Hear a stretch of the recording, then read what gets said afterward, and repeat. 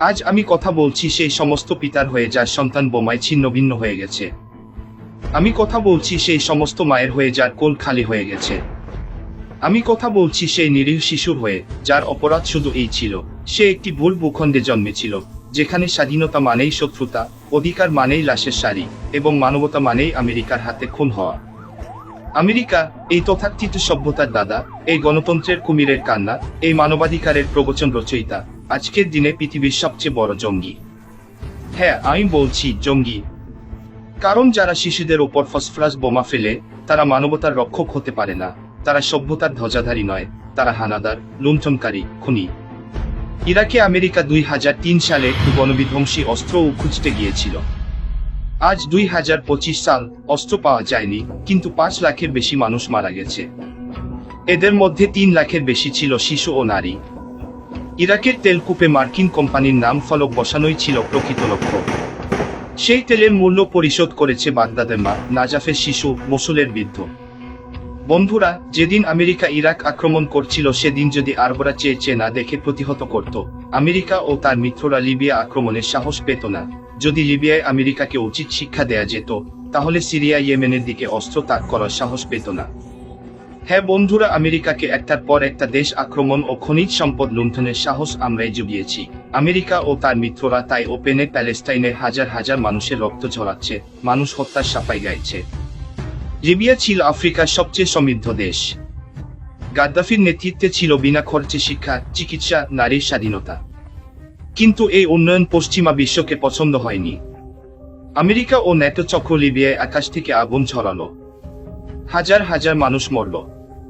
গাদ্দাফিকে হত্যা করা হলো পাশবিকভাবে রাস্তার মাঝে। অথচ পশ্চিমারা একে বলল আরব বসন্ত। আসলে ওটা ছিল পশ্চিমা বসন্ত, লাশের বাগানে ফুটে ওঠা রক্তরাঙা টিউলিপ। সিরিয়ায় রাসায়নিক অস্ত্রের অজুহাতে হানা দিল যুক্তরাষ্ট্র ও তার মিত্রেরা। আজ সেই দেশ ধ্বংসস্তূপ, শহরগুলো ধূসর ধোয়ার ভেতর নিখোঁজ। ইয়েমেনে সৌদি ও আমেরিকা হাতে হাত মিলিয়ে শিশুদের কবর বানাচ্ছে।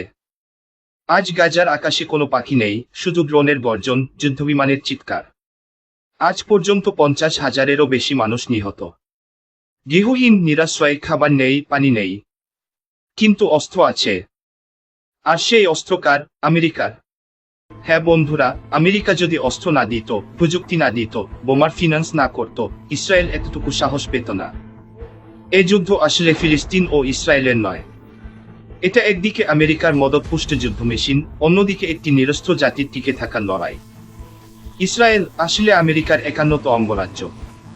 পাসপোর্টে লেখা না থাকলেও অস্ত্র, নীতি, কৌশল সবই ওয়াশিংটনের তামিল। হ্যাঁ, তারা এক নীতির ধারক, এক হত্যাযজ্ঞের সহযোগী।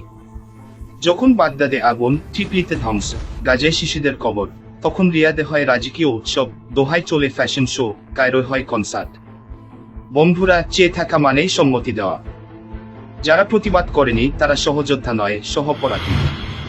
কেউ কেউ আমেরিকার সন্ত্রাসী নীতিকে কি কৌশলগত মিত্রতা বলে বরণ করে নিচ্ছে। কেউ কেউ ইসরায়েলের সাথে হাত মিলিয়ে বলছে আঞ্চলিক স্থিতিশীলতা দরকার দিও। এই স্থিতিশীলতা মানেই যেন ফিলিস্তিনিদের মৃত্যু নিশ্চিত করে পশ্চিমাদের তেল ব্যবসা স্থায়ী করা। আমরা আর কতকাল চুপ থাকব? সময় এসেছে যখন মুসলিম রাষ্ট্রগুলোকে বলবো, তোমরা যদি সত্যি উম্মাহর কথা বলো, তবে ফিলিস্তিনের রক্তের দায় তোমাদের ঘাড়ে। সময় এসেছে একসাথে বসে সিদ্ধান্ত নেবার। তোমরা কি সত্যিই স্বাধীন জাতি? তোমরা কি আসলে পশ্চিমাদের দাস নও? তবে কেন 57টি মুসলিম দেশ ফিলিস্তিনের পাশে দাঁড়াতে পারেনি? আমরা যদি এখনো না জাগি, পরবর্তী প্রজন্ম আমাদের অভিশাপ দেবে। তারা বলবে আমার বাবা মা চুপ ছিল, তাই আজ আমার ভাই বোমায় উড়েছে। এই ইতিহাস যেন না হয়। তোমার আমার সাহসিকতা এখনো সময় পায়নি ফোরাবার। চলো রুখে দাঁড়াই। চলো বলি না, আর না।